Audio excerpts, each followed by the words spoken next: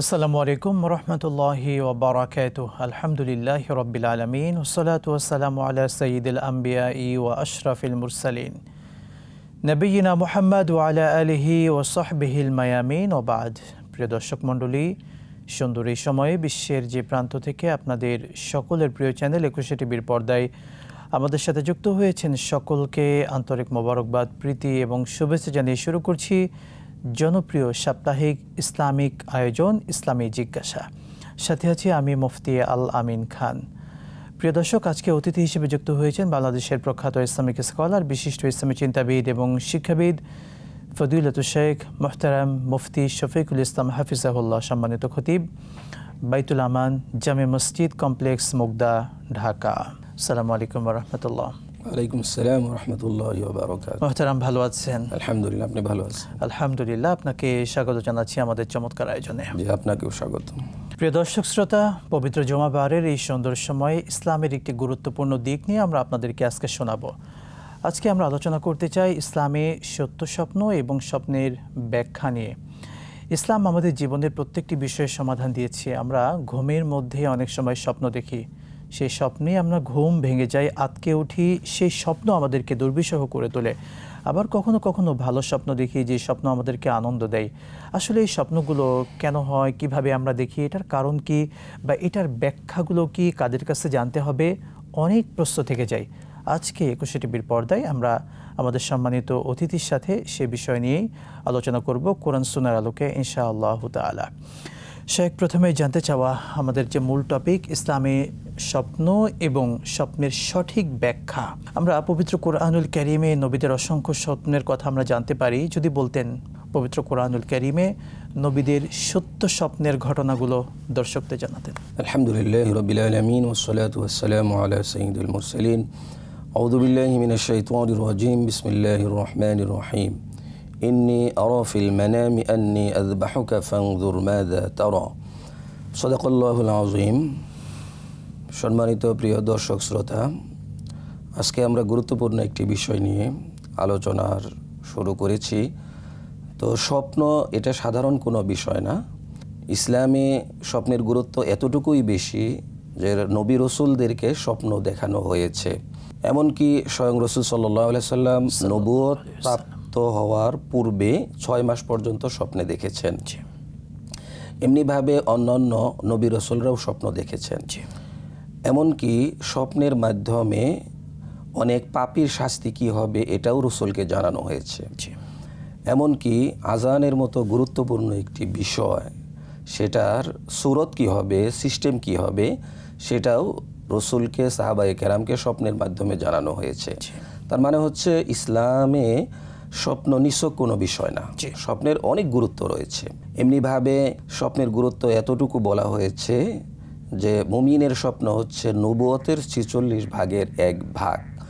তো নবুয়ত তো সত্য, কোরআন সত্য, তো কোরআনের ১ কোটি ভাগের ১ ভাগও যদি কোনো কিছু সত্য হয় সেটাও অনেক বড় বিষয়।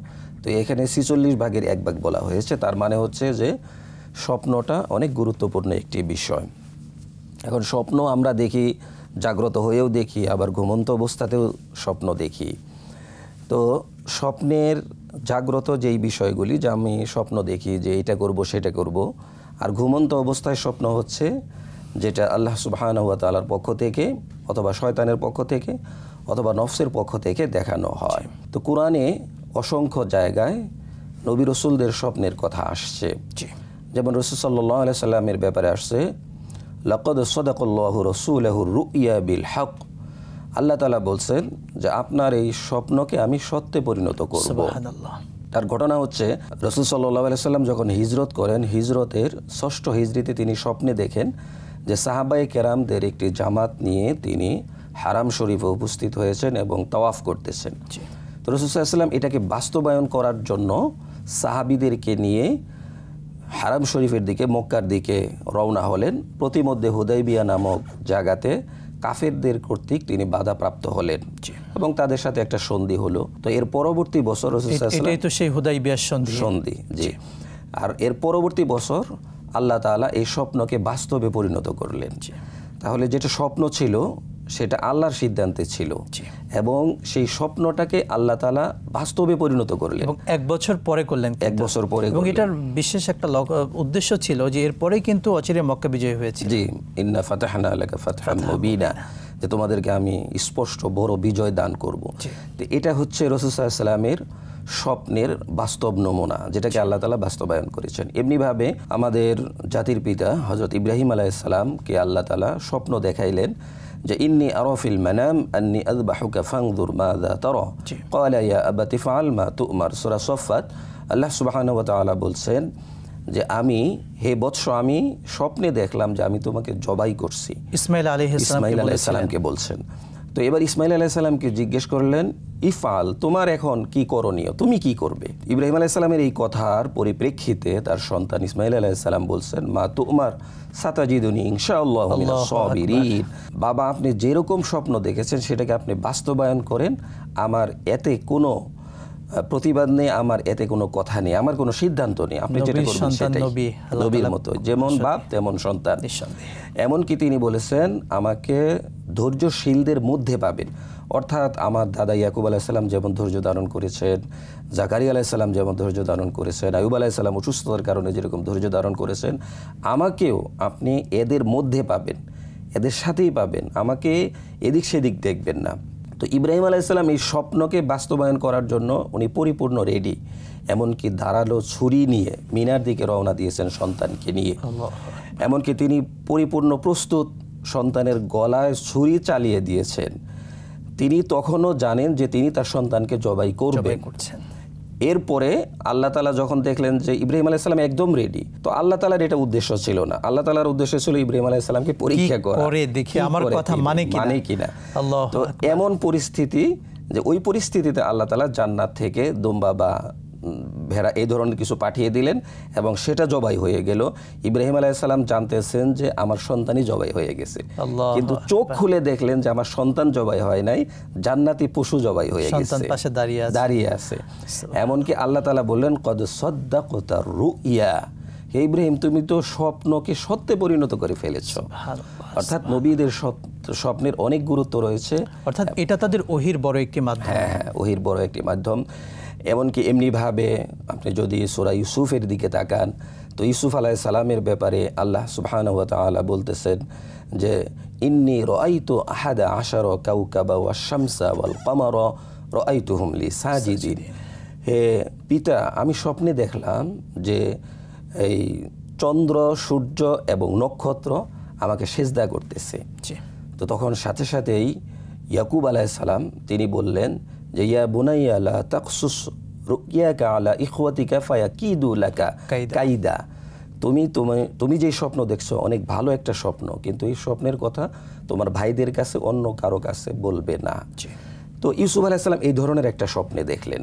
তো নবীদের স্বপ্ন এটা ওহির মতো সত্য, এটা সাধারণ স্বপ্ন না। এবং এই স্বপ্ন কিন্তু পরবর্তীতে বিভিন্ন বাস্তবায়ন হয়েছিল অনেক বছর পরে, চড়াই উতরাই পেরিয়ে।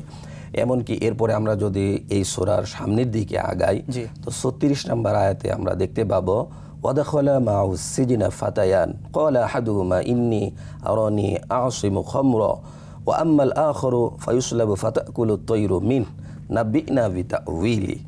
অর্থাৎ ইউসুফ আলাইহিস সালামকে যখন জেলখানায় দেওয়া হচ্ছিল, তখন তার সাথে 2 জন যুবকও জেলখানায় ঢোকে অপরাধের কারণে। তো এরপরে তারা বলল যে আমরা এই জেলখানায় থাকাকালীন অবস্থায় 2 জনে 2টা স্বপ্ন দেখছি। তো ইউসুফ আলাইহিস সালামের কাছে এই ব্যাখ্যা জানতে চাইছেন যে আমি দেখছি যে বাদশাকে আমি শরাব পান করাচ্ছি, অর্থাৎ শরবত পান করাচ্ছি। আরেকজন বলছে যে আমি দেখছি যে আমি মাথায় করে কিছু নিয়ে যাচ্ছি, সেখান থেকে পাখি খাচ্ছে। এই ধরনের স্বপ্ন দেখার পরে ইউসুফ আলাইহিস সালাম তাদের স্বপ্নের ব্যাখ্যা বললেন। যে তাদের স্বপ্নের ব্যাখ্যা হলো যে তোমরা যেই স্বপ্ন দেখছো এটা অবশ্যই বাস্তবে পরিণত হবে। একটা এভাবে, যে দেখছো যে তুমি বাদশাকে শরবত পান করাচ্ছ, সে আগের চাকরিতে আবার বহাল থাকবে এবং আগের মতোই বাদশাকে শরবত পান করাবে। আর দ্বিতীয়জন যে দেখছো যে তোমার মাথা থেকে রুটি পাখি নিয়ে যাচ্ছে, তোমাকে শুলিতে চড়ানো হবে, তোমার মস্তক পাখিরা খেতে থাকবে। তখন তারা বলল যে আমি আসলে কোনো স্বপ্নই দেখি নাই। তো ইউসুফ আলাইহিস সালাম বললেন যে আমি যেটা বলছি সেটাই হবে, তুমি দেখো আর না দেখো, যেহেতু তোমরা স্বপ্নের ব্যাখ্যা চাইছো, এটা অবশ্যই আল্লাহ তাআলা বাস্তবে পরিণত করবেন। এবং অবশ্যই পরবর্তীতে দেখা গেছে যে তারা জেলখানায় থেকে ছাড় পাওয়ার পরে দুজনের অবস্থা, দুজনের পরিণতি এমনটিই হয়েছিল, বাস্তবায়ন হয়েছিল। এমনিভাবে ওয়াকাল আল মালিকু, যে বাদশা স্বপ্ন দেখলো, এই মিশরের বাদশা স্বপ্ন দেখলো যে আমি সাবআ বাকরাতিন সিমানি ইয়াকুলুহুন্না সাবউ ওয়া সাবআ সুম্বুলাতিন খুদরিন ওয়া উখরা ইয়াবিসাতিল ইয়া আইয়ুহাল মালাউ আফতুনি ফি রুইয়া ইন কুনতুম লিরুইয়া তা'বুরুন। যে আমি তো দেখলাম যে 7টি একদম জীর্ণ শীর্ণ গাবি, হিষ্টপিষ্ট গাবিকে খেয়ে ফেলছে, এবং 7টি সবুজ শ্যামল শীষ হিষ্টপুষ্ট এগুলি শুকনো শীষকে খেয়ে ফেলছে, এটার ব্যাখ্যা কি হবে? তো তখন পরিষদবর্গ যারা ছিল তারা তো জানে না, স্বপ্নের ব্যাখ্যা তো সবাই জানে না, বলতেও পারে না। তো তারা বলল যে ক্বালু আদগাসু আহলাম, যে এটা তো একটা নিছক স্বপ্ন, এটার কোনো ব্যাখ্যা হইতে পারে না। কিন্তু আসলেই তো এটার ব্যাখ্যা ছিল। এর পরবর্তীতে যখন এই যুবকদ্বয়, তো কেউ তো বলতে পারলো না, তো এই যুবকদ্বয়ের মধ্যে যে শরাব পান করাইতেছিল বাদশাকে, সে কাছেই ছিল, সে বলল যে এরা কেউ পারবে না এই স্বপ্নের ব্যাখ্যা, এই স্বপ্নের ব্যাখ্যা পারবে একজন যিনি জেলখানায় আছেন, আর তিনি হচ্ছেন ইউসুফ আলাইহিস সালাম, তো তাকে আনতে হবে। তো ইউসুফ আলাইহিস সালামের কাছে যাওয়া হলো এবং তিনি কিছু শর্ত শরায়াত দিলেন। এরপরে ইউসুফ আলাইহিস সালামের কাছে এই স্বপ্নের ব্যাখ্যা জানতে যাওয়া হলো। এরপর ইউসুফ আলাইহিস সালাম স্বপ্নের ব্যাখ্যা বলে দিলেন যে আপনার 7 বছর খুব ভালোভাবে ফসল ফলাইতে হবে, এটা এবং এটাকে আগামী 7 বছরের জন্য স্টকে রাখতে হবে, কিছু খেতে হবে, কিছু স্টকে রাখতে হবে। এভাবে তিনি স্বপ্নের সুন্দর একটা ব্যাখ্যা দিয়ে দিলেন, এবং পরবর্তীতে এই স্বপ্নকে আল্লাহ তাআলা বাস্তবায়ন করেছেন। এমনকি যে ইউসুফ আলাইহিস সালামকে তার ভাইয়েরা ষড়যন্ত্র করে কূপে ফেলে দিয়েছিল, সেই ইউসুফ আলাইহিস সালামকে আল্লাহ তাআলা মিশরের খাদ্যমন্ত্রী বানিয়ে দিলেন, কূপ থেকে তুলে তাকে মিশরের খাদ্যমন্ত্রী বানালেন। আল্লাহু আকবার। স্বপ্নকে সেই যে স্বপ্ন দেখেছিল, এবং সেই ভাইয়েরা কিন্তু যখন তিনি খাদ্যমন্ত্রী, তখন তার পিতা সহ সেই 11 ভাই মিলে কিন্তু তার সামনে আসছেন এবং তাকে সিজদা করেছিলেন, তাজিমে সিজদা করেছে, এবং তার কাছ থেকে ওই দুর্ভিক্ষকালীন সময়ে তার কাছে এসে সহযোগিতা নিয়েছে, এবং এটা আল্লাহ তাআলা বাস্তবে পরিণত করেছেন। কথা স্বপ্ন এখনই যে বাস্তবায়ন হবে ব্যাপারটা এমন আমি দেখলাম, এটা একদিন পরে বা 1 বছরের মধ্যে এমন হবে তা নয়, জীবনে কোনো একটা সময় সেটা হতে পারে যদি সেটা সত্য স্বপ্ন হয়। অবশ্যই চমৎকারভাবে বলছিলেন, পবিত্র কোরআনের বিভিন্ন উদ্ধৃতি দিয়ে সত্য স্বপ্নের ঘটনাগুলো বললেন, আমরা জানলাম। এবারে বলতেন সত্য স্বপ্ন আসলে, বা আমরা স্বপ্নের প্রকার যদি বলতে চাই যে কত ধরনের হয়ে থাকে, কখনো স্বপ্ন কিন্তু সত্য হয়, আবার কখনো মিথ্যাও হয়, আবার নিছক হয়। আসলে আমরা কিভাবে বলতে পারি যে স্বপ্ন কত প্রকার যদি বলতেন? বুখারী শরীফের মধ্যে আসছে স্বপ্ন 3 প্রকার। জি। একটি হচ্ছে ভালো স্বপ্ন, সত্য স্বপ্ন, রুইয়া সালিহা যেটাকে বলা হয়, সালিহা। আরেকটি হচ্ছে মিথ্যা স্বপ্ন, যেটা শয়তানের পক্ষ থেকে দেখানো হয়। আরেকটি হচ্ছে আমরা যেই ধরনের নিছক চিন্তা ভাবনা করি, ওই চিন্তা ভাবনাটাই আমরা স্বপ্নের মাধ্যমে দেখি। তো যেই স্বপ্ন আমরা সারাদিন যা কাজ কারবার করি, যা কিছু করি, এর মাধ্যমে যেই স্বপ্ন দেখি, এটার কোনো ব্যাখ্যা নাই। এটা যা দেখতেছি, যেটা আমি চিন্তা ভাবনা করতেছি, একটা ফ্ল্যাট বুকিং দিছি, কেমনে করব, ঘর কেমন হবে, বাড়ি কেমন হবে, জানালা কেমন হবে, তো এগুলি আমরা চিন্তা ভাবনা করতেছি, তো রাত্রে স্বপ্নের মাধ্যমে এটাই আমরা দেখতেছি, এটার কোনো ব্যাখ্যা নাই। আর 1 নাম্বার হচ্ছে যে রহমানি, যেটা আল্লাহর পক্ষ থেকে যেই স্বপ্ন বান্দাকে দেখানো হয়, এটা হচ্ছে সত্য স্বপ্ন, এবং এটা হচ্ছে ভালো স্বপ্ন। এবং এই স্বপ্ন তারাই দেখবে যারা বিশেষ কয়েকটা আমল করতে পারবে। তো 1 নাম্বার হচ্ছে তাকে সত্য কথা বলতে হবে, যে কেউ এই স্বপ্ন দেখবে না। এবং রাসূল সাল্লাল্লাহু আলাইহি ওয়াসাল্লাম বলছেন, লা ইয়াবকা মিনান নবুওয়াহ, নবুয়ত এর সব কিছুই বাকি, কিন্তু ইল্লাল মুবাশশিরাত, অর্থাৎ মুমিনদেরকে সুসংবাদ দেওয়া, এটা বাকি আছে। অর্থাৎ নবুয়ত স্টপ, নবুয়ত আর আসবে না, ওহী আর কারো উপরে নাজিল হবে না, তবে মুমিনদের উপরে সত্য স্বপ্ন সুসংবাদ আসবে, এটা মুমিনদের উপরে আসবে।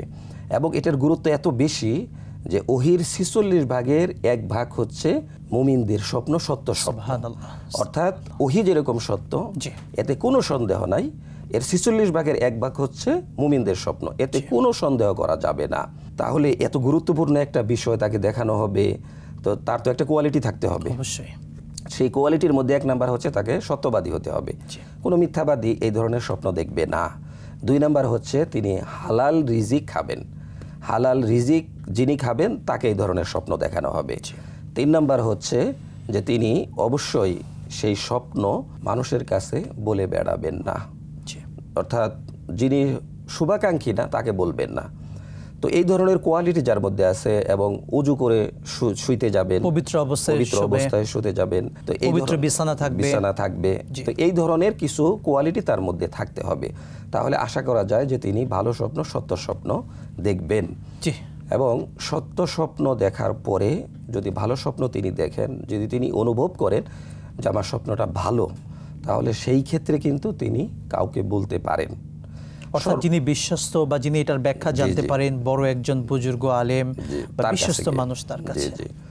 ভালো স্বপ্ন দেখার পরে সবচেয়ে আগে করণীয় হচ্ছে তাকে আলহামদুলিল্লাহ পড়তে হবে, শুকরিয়া আদায় করতে হবে যে আল্লাহ সুবহানাহু ওয়া তাআলার পক্ষ থেকে আমাকে স্বপ্ন দেখানো হয়েছে, এই জন্য শুকরিয়া আদায় করে 1 নাম্বার। 2 নাম্বার হচ্ছে যে তিনি ভালো আলেম বা তার ঘনিষ্ঠ বন্ধু যিনি তার হিতাকাঙ্ক্ষী, এই ধরনের কাউকে তিনি বলবেন। তার ক্ষতি চায় তিনি তাকে বলবেন না। যেমন ইয়াকুব আলাইহিস সালাম তার সন্তানকে তার স্বপ্নের কথা বলতে নিষেধ করেছেন, লা তাকসুস রুয়াকা আলা ইখওয়াতিকা ফায়াকিদু লাকা কাইদা, কারণ তোমার ভাইরা ষড়যন্ত্র করতে পারে। আর আমাদের চারপাশে অনেকেই আছে আমাদের ভালো চায় না, আপন মানুষ কিন্তু সহজে ভালো চায় না, ক্ষতিটাই বেশি চায়। জি, ক্ষতিটাই বেশি চায়। জি শেখ, চমৎকার বলছিলেন। আমরা এখান থেকে বিরতির পরে শুনবো ইনশাআল্লাহ তাআলা। প্রিয় দর্শক মণ্ডলী, দেখছিলেন আপনাদের সকলের প্রিয় চ্যানেল 21 টিভির পর্দায় জনপ্রিয় ইসলামিক আয়োজন ইসলামী জিজ্ঞাসা। সময় হলো এ পর্যায়ে ছোট্ট বিরতির, সাথেই থাকুন, ফিরছি ইনশাআল্লাহ। বিরতির পর আরও একবার স্বাগত জানাচ্ছি আপনাদের সকলের প্রিয় চ্যানেল 21 টিভির পর্দায় প্রিয় আয়োজন ইসলামী জিজ্ঞাসায়। প্রিয় দর্শক, আমরা সুন্দর আলোচনা শুনছিলাম ইসলামী সত্য স্বপ্ন এবং এটার সঠিক ব্যাখ্যা নিয়ে। আলোচনা করছিলেন বাংলাদেশের বরেণ্য ইসলামিক স্কলার মুফতি শফিকুল ইসলাম। শেখ চমৎকারভাবে বলছিলেন। এ পর্যায়ে আপনার থেকে শুনতে চাচ্ছি, ইসলামের বিভিন্ন বিধান কিন্তু এই স্বপ্নের মাধ্যমে প্রতিষ্ঠিত হয়েছে। তো কোন কোন বিধান এভাবে স্বপ্নের মাধ্যমে প্রতিষ্ঠিত হয়েছে যদি বলতেন। গুরুত্বপূর্ণ কয়েকটি বিধান যেগুলি স্বপ্নের মাধ্যমে বাস্তবায়ন হয়েছে। যেমনিভাবে রাসূল সাল্লাল্লাহু আলাইহি ওয়াসাল্লাম ঘুমন্ত অবস্থায় ছিলেন, তো নবীজি বলছেন যে আমি স্বপ্নে দেখলাম 2 জন লোক এসে আমাকে কোথাও নিয়ে যাচ্ছিল। তো আমি তাদের সাথে চলতে শুরু করলাম। কিছু দূর যাওয়ার পরেই আমি দেখতে পেলাম কিছু লোককে শাস্তি দেওয়া হচ্ছে, অর্থাৎ একটি পাথরের উপরে তার মাথাকে রেখে আরেকটি পাথর দিয়ে তার মাথাকে থেতলিয়ে দেওয়া হচ্ছে। তো তার মাথার মগজ টগজ এই দিক সেদিক চলে যাচ্ছে। তো এরপরে আর পাথর যখন সে ওদিক ছুটে গেল, তখন সে পাথর যখন আনতে গেলাম দেখলাম ওই মাথাকে আবার আগের মতো করে ফেলা হচ্ছে। রাসূল সাল্লাল্লাহু আলাইহি ওয়াসাল্লাম বলে যে আমি সাথীদ্বয়কে জিজ্ঞেস করলাম যে এদের এই ধরনের শাস্তির কারণ কি, কেন তাদেরকে এইভাবে শাস্তি দেওয়া হচ্ছে। তো তখন ওই 2 লোক আমাকে জানালো যে এরা হচ্ছে আপনার উম্মতের ওই সমস্ত লোক যারা কোরআন থেকে দূরে থাকতো এবং নামাজ আদায় করতো না, যার কারণে তাদেরকে এভাবে শাস্তি দেওয়া হচ্ছে। এটা কিন্তু বুখারীর হাদিস, 7047 নং হাদিস। তো এমনিভাবে এরপরে আবার সাথীদ্বয় আমাকে নিয়ে ছুটে চললেন আরেক দিকে। তো কিছু দূর যাওয়ার পরেই আমি দেখতে পেলাম যে কিছু লোক তাদের হাতের নখ অনেক বড় বড় এবং সেই নখ দিয়ে তারা তাদের চেহারা খামসাচ্ছে, চোখ, নাক, কান এগুলি ছুলে ফেলছে। আমি জিজ্ঞেস করলাম যে এরা কারা আর এরা কেন এরকম করছে। তখন ওই সাথীদ্বয় আমাকে জানালো যে আপনার উম্মতের এই সমস্ত লোক তারা যারা মিথ্যা কথা বলতো মানুষের সাথে, মানে ঠাট্টা করে হোক, প্রয়োজনে হোক, মিথ্যা তো কখনোই বলা যাবে না। যেমন আজকে কিন্তু আমরা অনেকেই মিথ্যা কথা বলি এবং বিশেষ করে মিথ্যা তো অনেক বলি, কিন্তু ঠাট্টা করে যেটা বলি সেটাকে মনে করি যেটার কারণে গুনাহ হবে না, কিন্তু সেটাও কিন্তু কবিরা গুনাহ হবে। যেমন আমি আসতেছি এখন কোথায় অমুক জায়গায়, এখন কোথায় অমুক জায়গায়, এখন কোথায় অমুক জায়গায়, এই যে 3-4 বার, এই 3-4 বারই কিন্তু মিথ্যা কথা বলা হয়েছে। তো এই ধরনের মিথ্যা কথা বলা, অথবা সন্তানকে দিয়ে কোনো পাওনাদার যদি ফোন করায় তাকে বলে দেওয়া যে তুমি বলো যে তোমার বাবা বাড়িতে নাই, তো আমি কিন্তু সন্তানকে মিথ্যা কথা শিখাচ্ছি, বলে যে বাবা বলেছে বাবা বাড়িতে নাই। তো এরকম, কিন্তু এটা কিন্তু গুনাহ হবে, অবশ্যই গুনাহ হবে। এমন রাসূল বলছেন যে এটা কবিরা গুনাহ।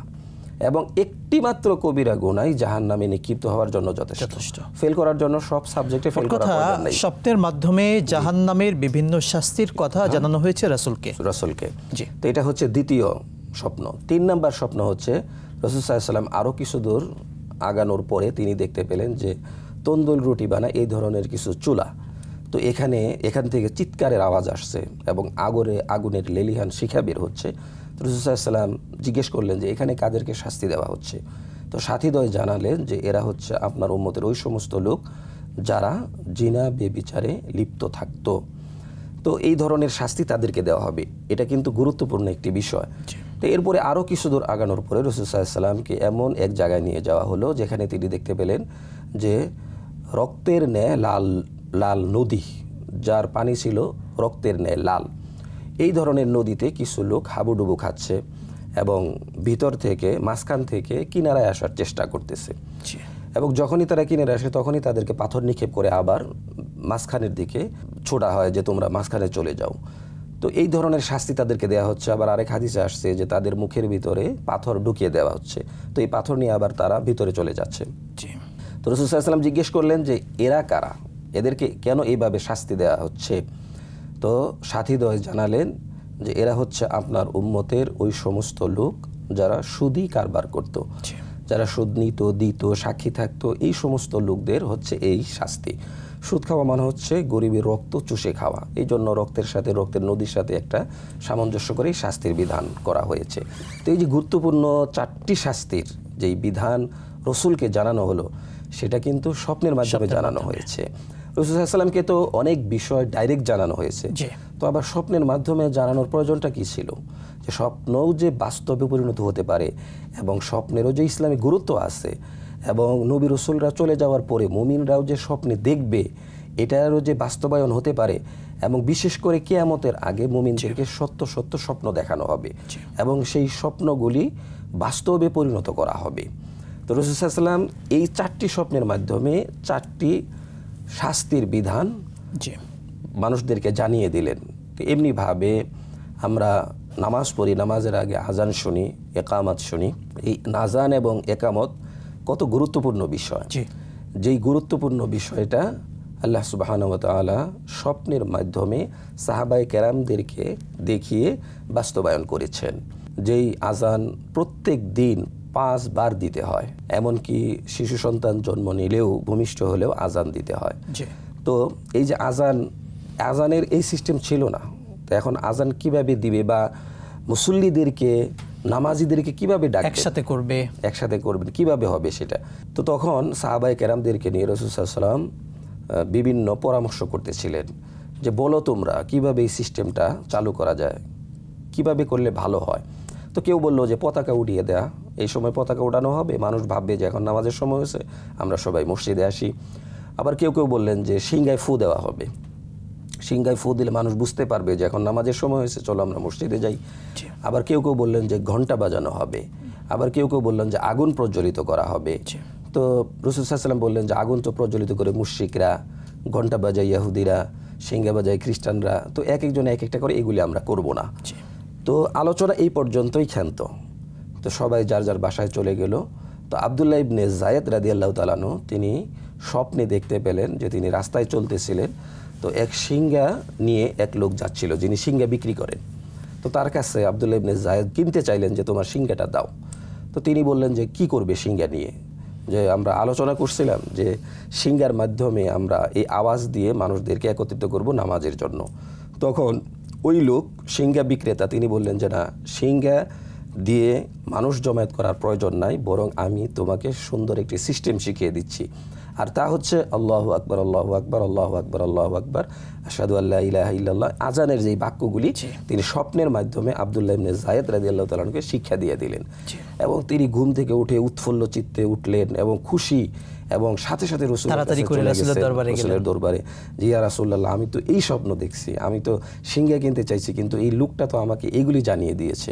তো রাসূল সাল্লাল্লাহু আলাইহি ওয়াসাল্লাম শুনে এত খুশি হয়েছেন যে এত সুন্দর বাক্য তোমাকে শিখিয়ে দিয়েছে, লোকটা তো অনেক ভালো। আচ্ছা ঠিক আছে, বেলাল কোথায়, আসো এবং মসজিদে মদিনার মিনারে তুমি আজান দিয়ে দাও, এই বাক্যগুলি তুমি বলতে থাকো। এই বাক্যগুলি বলা শুরু করছেন, উমর রাদিয়াল্লাহু তাআলা দৌড়ে আসছেন, যারই এই বাক্যগুলি তুমি কোথায় পেলে, কিভাবে শুনলে? আমিও তো কয়েকদিন আগে স্বপ্নে দেখছি এই বাক্যগুলি আমাকে দেখানো হয়েছিল। তো এই যে আজানের মতো একটা এবং অনেক সাহাবীকে কিন্তু এটা এই স্বপ্নগুলো দেখানো হয়েছিল আজানের বাক্যগুলো। জি জি। তো এত গুরুত্বপূর্ণ একটা বিষয়, সেটা কিন্তু স্বপ্নের মাধ্যমে আল্লাহ তাআলা বাস্তবায়ন করেছেন এবং এটা কিয়ামত পর্যন্ত চলবে এবং সারা পৃথিবীব্যাপী এটা চলবে। জি, শুকরান, জাযাকাল্লাহ। খুবই চমৎকারভাবে কোরআন হাদিসের রেফারেন্স দিয়ে আপনি বললেন। আপনি এ পর্যায়ে বলতেন, আমরা অনেক সময় খারাপ স্বপ্ন দেখি। আসলে খারাপ স্বপ্ন যে এটা খারাপ, এটা আমরা কিভাবে বুঝবো? এটার কি কি আলামত রয়েছে বা লক্ষণ রয়েছে কি কি? আমরা আগেই বলছি যে খারাপ স্বপ্ন সাধারণত শয়তানের পক্ষ থেকে আসে। জি। শয়তান মানুষকে বিভিন্ন ভয় ভীতি দেখানোর জন্য শয়তান খারাপ স্বপ্ন দেখায়। কোথাও থেকে পড়ে যাচ্ছে বা মানে আতঙ্কিত হয়ে যায় মানুষ। তো এই ধরনের স্বপ্ন দেখলে সে বুঝতে পারবে যে আমি আসলেই খারাপ স্বপ্ন দেখেছি এবং বিশ্রী কিছু বিষয় সে দেখতে পারে, যেটাকে খারাপ স্বপ্ন বলা হয়। তো এই খারাপ স্বপ্ন দেখার পরে হাদিসের মধ্যে আসছে যে স্বপ্ন দেখার পরে তার করণীয় আছে, গুরুত্বপূর্ণ কিছু করণীয়র মধ্যে এক নাম্বার হচ্ছে যে তিনি বাম দিকে হালকা থুতু ফেলবেন। মানে গাল ভর্তি থুতু এরকম কোনো কিছু না, প্রতীকী থুতু যেটাকে বলা হয়, থুতু হালকা এরকম, জি, বাম দিকে 3 বার। এরপরে এর কাজ হচ্ছে যে তিনি আউযু বিল্লাহি মিনাশ শাইতানির রাজিম এবং এটা 3 বার পড়বেন এবং কাতকে পরিবর্তন করবেন, যে কাতে থাকবেন সেটা পরিবর্তন করবেন, উল্টিয়ে দিবেন। এরপরে কাঁধ উল্টিয়ে দিবেন। এরপরে যদি বিছনা পরিবর্তন করা যায় তাহলে তিনি বিছনাও পরিবর্তন করবেন। এরপরে তিনি উজু করবেন। এরপরে দেখা গেল যে আরো ভয় পাচ্ছেন বা এই ধরনের কোনো কিছু, তাহলে তিনি নামাজ পড়তে পারেন এবং এরপরে তার সামর্থ্য অনুযায়ী কিছু টাকা সাদাকা করতে পারেন। তো খারাপ স্বপ্ন দেখার পরে এই আমলগুলি অবশ্যই করা উচিত। তাহলে কি হবে? তাহলে এই খারাপ স্বপ্ন দেখার যে একটা প্রভাব বা আসর, সেটা আল্লাহ তাআলা এই আমলগুলি করার কারণে কাটিয়ে দিবেন। এবং বিশেষ করে সাদাকাতু তারুদ্দুল বালা, যে দানের মাধ্যমে আল্লাহ তাআলা বিপদকে উঠিয়ে নেন, কাটিয়ে নেন। জি, তো এই জন্য তিনি সাদাকা করতে পারেন। জি, শুকরান, জাযাকাল্লাহ। আমরা এই পর্যায়ে আপনার থেকে যে বিষয়টি জানতে চাওয়া, আসলে কোন সময়ের স্বপ্নগুলো সত্য হয়ে থাকে? আমরা তো অনেক সময় দিনের বেলায় স্বপ্ন দেখি, একটু ঘুমিয়েছি, দুপুরবেলা খাবার খেয়ে হতে পারে, কিংবা রাত্রের প্রথম দিকে বা মাঝরাতে বা শেষ রাত্রে। আসলে কোন সময়ের স্বপ্নগুলো সত্য হওয়ার সম্ভাবনা বেশি থাকে? ইল্লাল মুবাশশিরাত, অর্থাৎ মুমিনের স্বপ্ন যে কোনো সময়ই সত্য হতে পারে।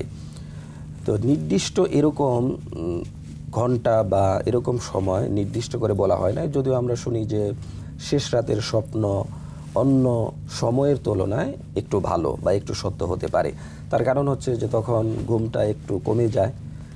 এটা তো ইসলাম বলছে, কারণ ইসলাম বলছে এশার পরেই তুমি ঘুমিয়ে যাবে। তো সেই ক্ষেত্রে ফজরের আগে এমনিতেই মানুষের ঘুম পাতলা হয়ে যাবে। সেই ক্ষেত্রে হয়তো বা কেউ কেউ বলছেন যে শেষ রাত্রির স্বপ্ন সত্য হতে পারে। কিন্তু মুমিন যখনই স্বপ্ন দেখুক, যদি মুমিন হয়, সত্যবাদী হয়, হালাল রিজিক খানেওয়ালা হয়, তাহলে তার স্বপ্ন দিনেও সত্য হতে পারে, দিনের স্বপ্নও সত্য হতে পারে, রাত্রেরটা বিকালেরটাও তার স্বপ্ন সত্য হতে পারে। তবে অনেকেই বলছেন যে শেষ রাত্রির স্বপ্নটাকে অনেকেই অগ্রাধিকার দিয়েছেন। জি, শুকরান, জাযাকাল্লাহ। আমরা এই পর্যায়ে জানতে চাওয়া, স্বপ্নের মধ্যে অনেকে মৃত মা বাবাকে দেখেন বিভিন্ন অবস্থাতে। কেউ দেখেন হয়তো মা বাবা ভালো নেই, তার কাছে কিছু চাচ্ছে। আবার কখনো দেখেন বাবা মা ভালো আছেন, তারা শান্তিতে আছেন, সুন্দর পোশাক পরে আছেন। আসলে এই যে মৃত মা বাবাকে স্বপ্নের মধ্যে দেখা, এগুলো কি আলামত প্রকাশ করে বা এটা কি জানায় আমাদেরকে? যে মৃত বাবা মাকে বা আত্মীয় স্বজনকে আমরা অনেকেই অনেক সময় দেখি, বিশেষ করে রিসেন্টলি মারা গেলে, অর্থাৎ যখন মারা গেছে তার 2-1 মাসের মধ্যে অনেকেই বেশি দেখে থাকেন। তো এটা যেহেতু তার চিন্তা চেতনায় থাকে যে বাবার সাথে এমন আচরণ করছি, এমনভাবে ছিলাম, বাবা এত আদর করতো, তো এই ধরনের হয়তো বা দেখতে পারেন। আরেকটা হচ্ছে যে বাবা মাকে তিনি স্বপ্ন দেখতেছেন, ভালো অবস্থায় দেখতেছেন, তারা হাস্যোজ্জ্বল চেহারা নিয়ে বসে আছে, তাদের পোশাক আশাক ঠিক আছে, তাদের চেহারা মলিন না। তো এই বিষয়গুলি যদি দেখেন তাহলে অনেকেই বলছেন যে তাবির করেছেন, ব্যাখ্যা করেছেন যে তার বাবা মা ভালো অবস্থায় আছে, এটা তিনি বুঝতে পারেন বা বুঝে নিতে পারেন, কোনো সমস্যা নেই। এবং সেই ক্ষেত্রে অবশ্যই তাদের জন্য কিছু সাদাকা করা উচিত। সাদাকা শুধু টাকা দিয়ে না, নিজে তেলাওয়াত করলেন, কিছু নিজে নামাজ পড়লেন, দোয়া করলেন, এইভাবে বাবা মার জন্য সাদাকা করতে পারেন। তবে একটা বিষয় অবশ্যই আমাদেরকে মনে রাখতে হবে যে কখনোই আমরা যে বিজ্ঞ আলেম না, বড় আলেম না, তার কাছে স্বপ্নের ব্যাখ্যা জানতে চাবো না। রাসূল সাল্লাল্লাহু আলাইহি ওয়াসাল্লামের জামানায় এক মহিলা, তিনি স্বপ্নে দেখতেন যে তার স্বামী ব্যবসা করতে গেছে। এই অবস্থায় তিনি স্বপ্নে দেখতেন যে তিনি একটি অন্ধ সন্তান জন্মগ্রহণ করছেন আর তার ঘরের একটা খুঁটি ভেঙে গেছে। তো এই ধরনের স্বপ্ন বারবার দেখতেন, রসুলের কাছে ব্যাখ্যা চাইতেন। তো রসুল বলছেন, তোমার স্বামী ভালো ব্যবসা করে ফিরে আসবে এবং তোমার একটি ভালো সন্তান জন্ম নেবে। তো এরকম কয়েকদিন যাওয়ার পরে একদিন রাসূল সাল্লাল্লাহু আলাইহি ওয়াসাল্লাম ঘরে নাই, আয়েশা সিদ্দিকা রাদিয়াল্লাহু তাআলা আনহা সেদিন ঘরে ছিলেন। তো তিনি বললেন যে মহিলা, তুমি কেন আসছো? যে স্বপ্নের ব্যাখ্যা জানতে আসছি। তো আয়েশা রাদিয়াল্লাহু তাআলা আনহা বললেন যে তুমি তো অনেক ভয়ঙ্কর স্বপ্ন দেখছো, তোমার সন্তান তো মারা যাবে। তো এই ধরনের তিনি স্বপ্নের কথা বলছেন। ঠিকই তার স্বামীও আর ঘরে ফিরতে পারে নাই, এমনকি তার সন্তানও মারা গেছে। তো এরপরে রাসূল সাল্লাল্লাহু আলাইহি ওয়াসাল্লাম যখন ঘরে ফিরছেন এবং এই ঘটনা জানতে পারছেন এবং পরে যখন এগুলি জানতে পারলেন, তখন রাসূল সাল্লাল্লাহু আলাইহি ওয়াসাল্লাম আয়েশা রাদিয়াল্লাহু তাআলা আনহাকে বললেন যে তুমি এভাবে কেন ব্যাখ্যা করলে? তুমি স্বপ্ন যখনই শুনবে ভালোভাবে ব্যাখ্যা করবে, খারাপভাবে কখনোই স্বপ্নকে ব্যাখ্যা করবে না। এটা সবার বেলাতেই, যে তুমি যখন এইরকম ব্যাখ্যা করছো তখন আল্লাহ তাআলা ওইটাকেই বাস্তবায়ন করে ফেলছেন। তো এই জন্য আমরা যাদের কাছেই ব্যাখ্যা জানতে চাবো তাকে অবশ্যই বিজ্ঞ আলেম হতে হবে। আয়েশা রাদিয়াল্লাহু তাআলা তো অবশ্যই বিজ্ঞ আলেমা ছিলেন, কিন্তু তারপরেও রাসূলের পর্যায়ে তো ছিলেন না। রাসূল এটার ব্যাখ্যা করেছেন একটা, এবং এটার উপরে ব্যাখ্যা করা কোনোভাবে মানায় না। এই জন্য রাসূল তাকে নিষেধ করছেন। এমনকি রাসূল সাল্লাল্লাহু আলাইহি ওয়াসাল্লাম ব্যাখ্যা ভালো জানতেন, ইউসুফ আলাইহিস সালাম নবীদের মধ্যে ব্যাখ্যা ভালো জানতেন, এবং সাহাবীদের মধ্যে আবু বকর রাদিয়াল্লাহু তাআলা আনহু ব্যাখ্যা ভালো জানতেন, এবং উলামায়ে কেরামদের মধ্যে বা তাবেঈনদের মধ্যে ইবনে সিরিন রাহমাতুল্লাহি আলাইহি ভালো ব্যাখ্যা জানতেন। এই জন্য দর্শক শ্রোতা, আমরা যারা শুনতেছি আমাদেরকে অবশ্যই খেয়াল রাখতে হবে এই বিষয়টা, যে আমরা যার তার কাছে স্বপ্নের কথা বলবো না। এমনকি আমরা ভালো স্বপ্নের থেকে খারাপ স্বপ্ন দেখলে বেশি বলি, যে আমি এটা দেখছি ভয়ঙ্কর, ওইটা দেখছি। এমনকি চাষটলে বসেও এগুলি বলতেছে। এখানে ব্যাখ্যা চাওয়া তো দূরের কথা, ব্যাখ্যা নিবে তো দূরের কথা, এগুলি মানুষের কাছে বলে বলে বেড়াচ্ছে, যার কারণে ওই স্বপ্নের প্রভাবটা তার উপরে পড়ে এবং এটাই আল্লাহ তাআলা বাস্তবায়ন করে ফেলেন। তো এই জন্য আমরা কোনোভাবেই স্বপ্নের কথা কাউকে বলবো না। আর স্বপ্ন আসলে দুই ধরনের, দুই স্বপ্নের কথা আমরা কখনোই বলবো না। একটা হচ্ছে ঘুমে খারাপ স্বপ্নের কথা বলবো না, আরেকটা হচ্ছে আমি যেটা জেগে জেগে বাস্তবায়ন করতে চাই, যে আমার চাকরির এই অবস্থায় আছে, আগামীতে আমি চাকরিকে কোন জায়গায় নিতে চাই, এটাও আমরা বলবো না। জি, শুকরান, জাযাকাল্লাহ, চমৎকার বলছিলেন। আমরা বিরতির পরে আপনার থেকে আরো সুন্দরভাবে শুনছি ইনশাআল্লাহ তাআলা। প্রিয় দর্শক মণ্ডলী, একুশে টিভির পর্দায় চমৎকার ইসলামী আয়োজন দেখছিলেন ইসলামী জিজ্ঞাসা। সময় হলো এই পর্যায়ে আরো একটি ছোট্ট বিরতির, সাথেই থাকুন, ফিরছি ইনশাআল্লাহ। বিরতির পর আরও একবার স্বাগত জানাচ্ছি আপনাদের প্রিয় চ্যানেল একুশে টিভির পর্দায় জনপ্রিয় ইসলামিক আয়োজন ইসলামী জিজ্ঞাসায়। প্রিয় দর্শক, আমরা ইসলামে স্বপ্নের বিভিন্ন অবস্থান দিয়ে শুনছিলাম, এটার ব্যাখ্যা কেমন হবে, স্বপ্নের ব্যাখ্যা কাদের কাছে করা যাবে, চাওয়া যাবে, বা কোন সময়ের স্বপ্নগুলো সত্য হয়, আমরা আরও শুনছি আমাদের সম্মানিত অতিথির কাছে। শেখ, যদি বলতেন, আপনি মৃত মা বাবার কথা বলেছেন, সে সাথে যদি বলতেন, আমরা দেখি হয়তো মা বাবা বা প্রিয়জন বেঁচে আছে, স্বপ্নে দেখলাম তারা মারা গেছে, এমন স্বপ্ন আমরা অনেক দেখি, এটা কি উদ্দেশ্য বা কি আমাদেরকে বোঝায়? আমরা অনেক সময় যেরকম মৃত ব্যক্তিদেরকেও দেখি, এমনিভাবে আবার অনেকে জীবিত আছেন, তারা মরে যাচ্ছেন, বা আমি নিজেও মরে যাচ্ছি, এই ধরনের স্বপ্নেও দেখি। তো সেই ক্ষেত্রেও এটা ভয়ের কিছু নেই, অনেকেই ভয় পেয়ে যায়। এটা অনেকে এরকমভাবে ব্যাখ্যা করেছেন যে এই মৃত্যুটা আসলে ডাইরেক্ট আমরা যে মারা যাই সেই মৃত্যু না। এটা হচ্ছে এরকম যে আমার একটা অভ্যাস ছিল, পুরনো অভ্যাস, হয়তোবা ওই পুরনো অভ্যাসটা আমি ছেড়ে দিব, এটারই মৃত্যু হয়ে গেছে। তো এটাকে এইভাবেও ব্যাখ্যা করা যায়। বা কোনো আমি একটা ভালো কাজে অংশগ্রহণ করব, আগে যেই জায়গাতে ছিলাম নতুন জায়গাতে আমি যাচ্ছি, কারণ মরণটা হচ্ছে, মরণের পরে আমি একটা নতুন জায়গায় যাই। তো আমার পুরনো অভ্যাসকে বাদ দিয়ে বা পুরনো অফিসকে বাদ দিয়ে বা পুরনো একটা অবস্থানকে বাদ দিয়ে আমি একটা নতুন অবস্থায় যাব, এটারও ইঙ্গিত হতে পারে। এজন্য এটা ভয়ের কিছু নাই। শুকরান, জাযাকাল্লাহ। আমরা আরেকটি গুরুত্বপূর্ণ বিষয় জানতে চাই। ঘুমের মধ্যে আমরা অনেকে বোবাই ধরা বলি, অর্থাৎ আমরা ঘুমের মধ্যে এমন একটা স্বপ্ন দেখলাম, দুঃস্বপ্ন, এর মাধ্যমে কথা বলতে পারছি না, জবান বন্ধ হয়ে যায়, প্রচণ্ড ভয় পাচ্ছি, এটাকে অনেকে বোবাই ধরা বলেন। আসলে ঘুমের মধ্যে বা স্বপ্নে এভাবে বোবাই ধরা, এটা কেন হয়ে থাকে বা এটার লক্ষণ কি? এটা আসলে দুইভাবে ব্যাখ্যা করা যায়। একটা হচ্ছে বৈজ্ঞানিক ব্যাখ্যা, কেউ কেউ বলেন যে আমাদের মস্তিষ্কে যা চলতে থাকে এটা একসময় স্টপ হয়ে যায়, বা এই কারণে হয়তো বা আমাদেরকে বোবাই ধরে। অথবা এটার আরেকটা ব্যাখ্যা হচ্ছে যে আমাদের উপরে শয়তান জিন যেটা সেটা সাওয়ার করে। তো সেটা যখন বুকের উপরে চেপে বসে তখন হয়তোবা আমাদের এই ধরনের পরিস্থিতি সৃষ্টি হয়। তো সেই ক্ষেত্রে আমাদেরকে এই জায়গা থেকে মুক্তি পেতে হলে আমাদেরকে কোরআনিক কিছু আমল করতে হবে। যখন আমরা শুতে যাব, ঘুমোতে যাব, তখন অবশ্যই আমাদেরকে সূরা ফাতিহা এবং আয়াতুল কুরসি, বিশেষ করে রাসূল সাল্লাল্লাহু আলাইহি ওয়াসাল্লাম বলছেন যে ব্যক্তি আয়াতুল কুরসি পড়ল শোয়ার সময়ে একজন ফেরেশতা তার জন্য পাহারাদার হিসেবে নিযুক্ত করে দেওয়া হলো। তো ফেরেশতা যদি পাহারাদার হয়, যাকে টাকা দিয়ে কিনে যাবে না কোনোভাবেই, এবং যার মোকাবেলা কেউ করতে পারবে না। আমরা তো অনেক সময় দেখি যে রাত্রে ঘুমানোর সময় 10 জন পাহারাদার আছে, কিন্তু তাদেরকে সাইড করে তাকে মেরে ফেলছে, এটাও হতে পারে। কিন্তু আল্লাহ তাআলা স্বয়ং ফেরেশতাদেরকে পাহারাদার বানিয়ে দেন তো এই আয়াতুল কুরসি পড়ার কারণে। তো এই জন্য এই আমলটা আমরা করার চেষ্টা করব। এরপরে সূরা বাকারার শেষ আয়াত দুইটি আয়াত যেগুলি আছে, এই আয়াত দুটি আমরা যদি পড়ি, তাহলে হাদিসের মধ্যে আসছে যে ব্যক্তি সূরা বাকারার এই শেষ 2 আয়াত পড়বে সারা রাত্রি জন্য সে যথেষ্ট হয়ে যাবে, অর্থাৎ সে আল্লাহর দায়িত্বে চলে গেল সে। তো এটাও সহজ। তো এই জন্য এই আমলটা আমরা করব। এমনিভাবে সূরা ইখলাস, ফালাক, নাস এই সূরাগুলি পড়ে দম করে শরীরে মুছে এরপরে যদি ঘুমাই, আশা করা যায় যে এই ধরনের সমস্যা অর্থাৎ বুবাই ধরার সমস্যা হবে না। তো এই আমল কিন্তু আসলে আমাদের সবসময়ই করা উচিত।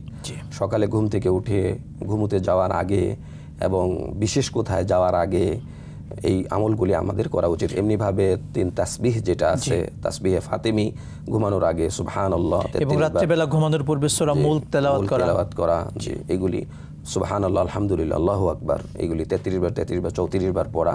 অর্থাৎ ঘুমটা হতে হবে যেন আল্লাহকে স্মরণ করতে করতে আমার ঘুমটা হয়। জি। শুকরান, জাযাকাল্লাহ। শেখ, যদি বলতেন, যদি খারাপ স্বপ্ন দেখি, খারাপ স্বপ্ন দেখার পরে সেটা থেকে মুক্তির জন্য কোনো বিশেষ দোয়া আছে কিনা? আসলে খারাপ স্বপ্ন থেকে মুক্তির জন্য এই আমলগুলি করলেও খারাপ স্বপ্ন থেকে মুক্তি পাওয়া যাবে। এবং আরেকটি দোয়া কিন্তু আমরা দেখতে পাই অনেক সময়, অনেকে বলেন আল্লাহুম্মা ইন্নী আউযু বিকা মিন শাররি হাযিহির রুইয়া, এই দোয়াটাও কিন্তু অনেকে বলেন। শুকরান, জাযাকাল্লাহ। শেখ, আমরা এই পর্যায়ে কিছু প্রশ্ন নিচ্ছি। বিশেষ করে অনেকে জাদু টোনা করেন আমাদেরকে, এই জাদু টোনা থেকে বাঁচতে আমাদের করণীয় কি যদি বলতেন? জাদু টোনা এটা সত্য, এমনকি রাসূলের উপরেও জাদু করা হয়েছিল। রাসূল সাল্লাল্লাহু আলাইহি ওয়াসাল্লামের চুল এবং রাসূল সাল্লাল্লাহু আলাইহি ওয়াসাল্লাম যে চিরুনি দিয়ে মাথা আঁচড়াতেন, সেই চিরুনির একটা দাঁত আমরা বলতে পারি, সেটাকে নিয়ে এক কূপের ভিতরে গিট্ট দিয়ে রাখা হয়েছিল।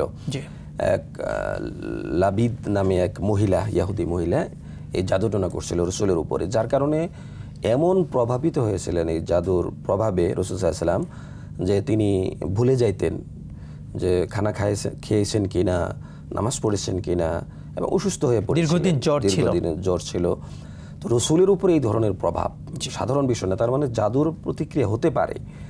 তো এরপরে রাসূল সাল্লাল্লাহু আলাইহি ওয়াসাল্লামকে স্বপ্নের মাধ্যমে দেখানো হলো যে 2 ফেরেশতা, একজন মাথার কাছে আর একজন পায়ের কাছে, একজন আরেকজনকে জিজ্ঞেস করছে ওনার কি হয়েছে। তো একজন বলল যে ওনার বিরুদ্ধে, ওনার মোকাবেলায় জাদু করা হয়েছে, এবং এই জাদু এইভাবে এখানে করা হয়েছে। তো এখান থেকে পরিত্রাণ পাওয়ার উপায় কি, মুক্তি পাওয়ার উপায় কি? তো আরেকজন বলতেছে যে সূরা ফালাক এবং সূরা নাস পাঠ করতে হবে। যদি 11টা আয়াত এগুলি যদি পাঠ করে ফু দেয়, তাহলে তার এই জাদুটোনা এগুলি সব নষ্ট হয়ে যাবে। এজন্য আমরা কোরআনিক যদি আমল করি, তাহলে এই ধরনের বিভিন্ন সমস্যা থেকে আমরা বেঁচে থাকতে পারি। এই যে বিশেষ করে আয়াতুল কুরসি সবসময় পড়া, এমনকি প্রত্যেক নামাজের পরে পড়া, সালাম ফিরিয়ে 3 বার আস্তাগফিরুল্লাহ পড়ার পরেই আয়াতুল কুরসি পড়া। তো যে ব্যক্তি আয়াতুল কুরসি পড়বে সে সরাসরি জান্নাতে চলে যাবে, অর্থাৎ তার এবং জান্নাতের মধ্যে বাধা হচ্ছে মৃত্যু, তাছাড়া আর কোনো বাধা নেই। তো এই জন্য এই আয়াতগুলি আমরা পড়ব, এবং হাসরের শেষের 3 আয়াত, তারপরে সূরা মুমিনুনের শেষ আয়াত, এই ধরনের আয়াতগুলি যদি পড়ি, তাহলে অবশ্যই জাদুটোনা থেকে আমরা সহজেই বাঁচতে পারি। শুকরান, জাযাকাল্লাহ। এই রিলেটিভ আরেকটি প্রশ্ন, অনেক সময় আমরা নিজের ঘরকে বা বাসা বাড়ি বা দোকানকে এই খারাপ থেকে বাঁচানোর জন্য বিভিন্ন কোরআনের আয়াত কাগজে লিখে ঘরে টাঙিয়ে রাখি, আসলে এটা দ্বারা কোনো ফায়দা আছে কিনা, বা ইসলাম কি বলে এই ব্যাপারে? আমরা এতক্ষণ পর্যন্ত যে আলোচনাগুলি করলাম, সবগুলি আলোচনাতেই কিন্তু বলা হয়েছে যে আয়াতুল কুরসি এবং সূরা ফালাক নাস এগুলি পড়তে হবে, নিজে আমল করতে হবে। কোথাও কিন্তু বলা হয়নি যে এগুলি লিখে তারপরে টানিয়ে রাখলে তো এটার সফলতা পাওয়া যাবে। এটা কিন্তু আমরা কোরআন এবং হাদিসের মাধ্যমে জানতে পারিনি। এমনকি রসুলকে জাদুগ্রস্ত করা হয়েছে, রসুলকে বলা হয়েছে যে আপনি এগুলি পড়ে ফু দেন, পড়তে হবে, ফু দিতে হবে, এরপরে আল্লাহ তাআলা সুস্থ করবেন।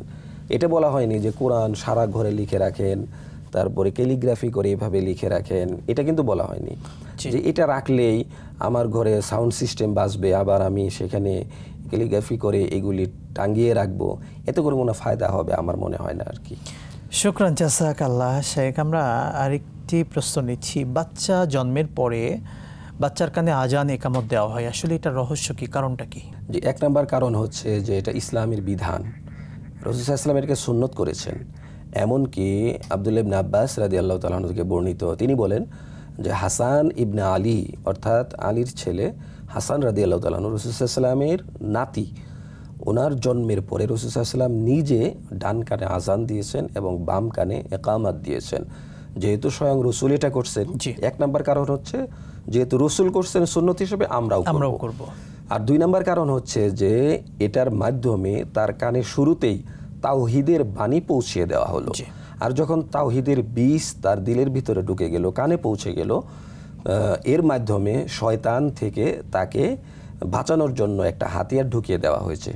তো এই জন্য আমরা যখনই আমাদের সন্তান জন্ম গ্রহণ করবে, ভূমিষ্ঠ হবে, তখন যদি পুরুষ মানুষ নাও থাকে তাহলে মহিলারাও কিন্তু আজান দিতে পারে, ওই আজানটুকু, ওই আজান এবং ইকামত, ডান কানে আজান এবং বাম কানে ইকামত। অনেক পুরুষ কিন্তু হসপিটালে থাকে, আমরা কিন্তু তাদেরকে দিয়ে দেওয়াতে পারি। জি জি। শুকরান জাযাকাল্লাহ শেখ, আপনাকে অসংখ্য ধন্যবাদ, গুরুত্বপূর্ণ সময়টুকু আমাদেরকে দিয়েছেন। বারাকাল্লাহু ফি হায়াতিক। আপনাকেও ধন্যবাদ, একুশে টেলিভিশনকেও ধন্যবাদ, জাযাকুমুল্লাহ। প্রিয় দর্শক মণ্ডলী, একুশে টিভির পর্দায় চমৎকার ইসলামিক আয়োজন ইসলামে জিজ্ঞাসা এতক্ষণ দেখলেন। প্রতি জুমাবার আমরা ইনশাআল্লাহ তাআলা হাজির হব। আজকের মতো বিদায় নিচ্ছি। আল্লাহ তাআলা আমাদের প্রত্যেককে দুনিয়া এবং আখিরাতে সম্মানিত করুন, আমিন। আসসালামু আলাইকুম।